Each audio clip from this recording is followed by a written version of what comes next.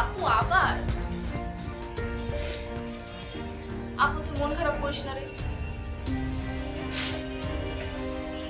বাবা মনে হয় আমাকে সহ্যই করতে পারছে।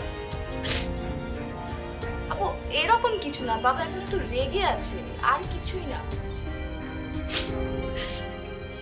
পানি চাইলো, পানি দিলাম না খেয়ে উল্টা মার সাথে চিল্লাচিল্লি করে বাজার থেকে বেরিয়ে চলে এলো। একটু কথাও বলে না আমার সাথে ভালো করে। আপু আচ্ছা তুই কি বাবাকে চিনোস না? বাবার রাগ এত সহজে কমে? এতটুকু জানিস না তুই? কি করছে এত রাগ কিসের? পানি চাইলো, পানি দিলাম, না খাওয়ার গেছে, একটা কথাও বলে না ভালো করে। এত ঘৃণা করে আমাকে। ঘৃণা? তুই কি পাগল হয়ে গেছিস? এসব কি বলতেছিস? দেখ বাবা এখন রেগে আছে, বাবার রাগটা যখন আস্তে আস্তে ঠিক হয়ে যাবে তখন দেখবি সবকিছু ঠিক হয়ে যাবে।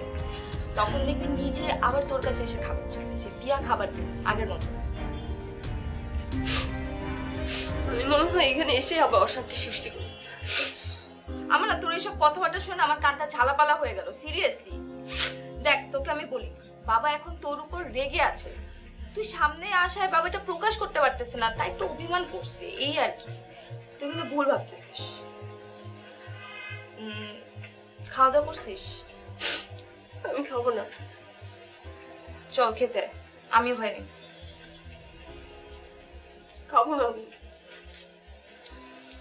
চল না আপু, চল না খেতে। আমি যাবো না, যা তো তুই, আমি খাবো না। আচ্ছা আমিও খাবো না, চল।